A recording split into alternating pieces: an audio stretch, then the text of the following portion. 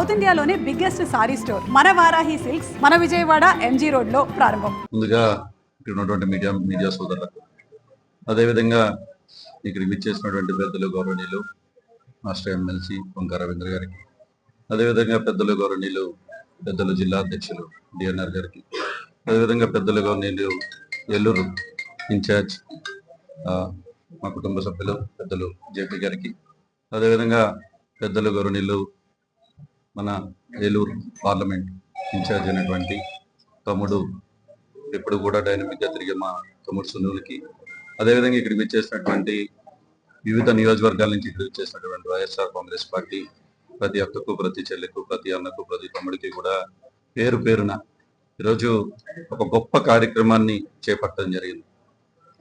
ఎందుకంటున్నానంటే ఈరోజు వైఎస్ఆర్ కాంగ్రెస్ పార్టీ రాష్ట్రంలో ఉన్నటువంటి పేదవారి కోసం వాయిస్ ఆఫ్ వాయిస్లెస్ గా ఈరోజు నిలబడుతూ ఈ రాష్ట్రంలో ఏ తప్పు జరిగినా ప్రశ్నిస్తాము, బాధ్యత గల ప్రతిపక్షంగా అని చెప్పడమే కాకుండా ఈరోజు చేతల్లో చూపిస్తాం.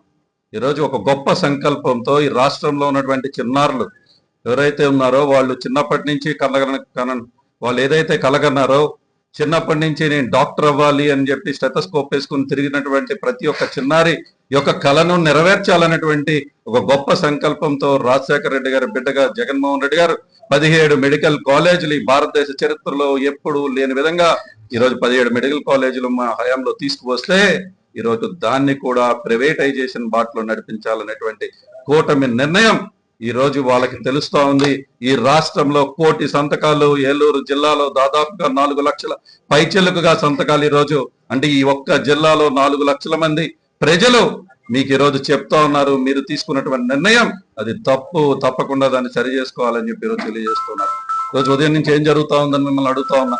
ఈరోజు ఈ జిల్లాలో ఒక ప్రశాంతమైన వాతావరణంలో ఈరోజు మేము మా నియోజకవర్గాల్లో ప్రజల అభిప్రాయాలను సేకరించి వాటిని జిల్లా కేంద్రాలయానికి తీసుకొద్దామని ప్రయత్నం చేస్తూ ఉంటే ఉదయం నుంచి ఆంక్షలు, ఉదయం నుంచి కూడా ఈరోజు నుంచి అడుగుతా ఉన్నాను. ఈరోజు ఈ కూటమి ప్రభుత్వాన్ని అడుగుతా ఉన్నాం, అంబేద్కర్ గారికి మాకు అందించినటువంటి హక్కు కాదా అని అడుగుతా ఉన్నా. ఆర్టికల్ 19(1)(1)(b) లో ఈరోజు ఫ్రీడమ్ ఆఫ్ స్పీచ్ మాకు లేదా, ఫ్రీడమ్ ఆఫ్ ఎక్స్ప్రెషన్ మాకు లేదా అని అడుగుతా ఉన్నాం.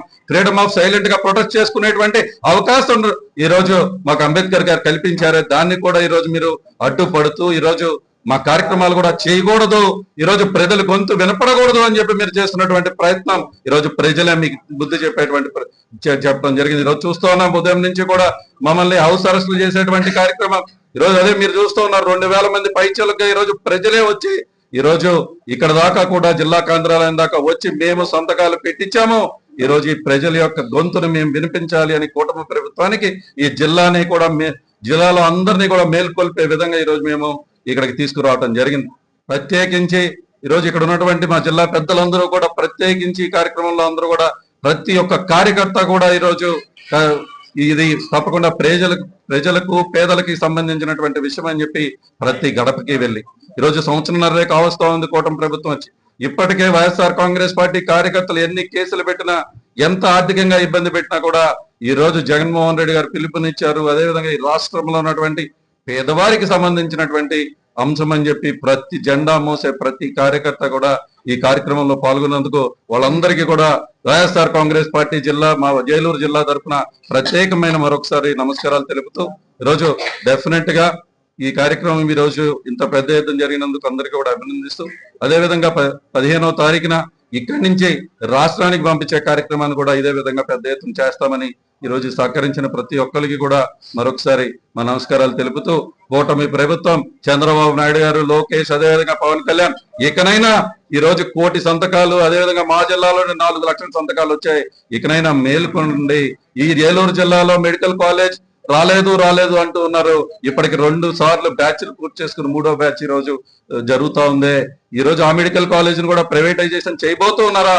ఇక్కడ ఉన్నటువంటి నాయకులందరూ కూడా తెలపాల్సినటువంటి బాధ్యత కూడా మీ పైన ఉంది. ఈ రోజు మేము ఎంతో సంకల్పంతో చిత్తశుద్ధితో మాకు అవకాశం వచ్చినప్పుడు ఏలూరు జిల్లాలో మెడికల్ కాలేజీని ఏలూరులో తీసుకురావడం జరిగింది. మా వంతుగా మేము చేశాం, వేల కోట్ల రూపాయలు మా వంతుగా మేము ఖర్చు పెట్టించాం.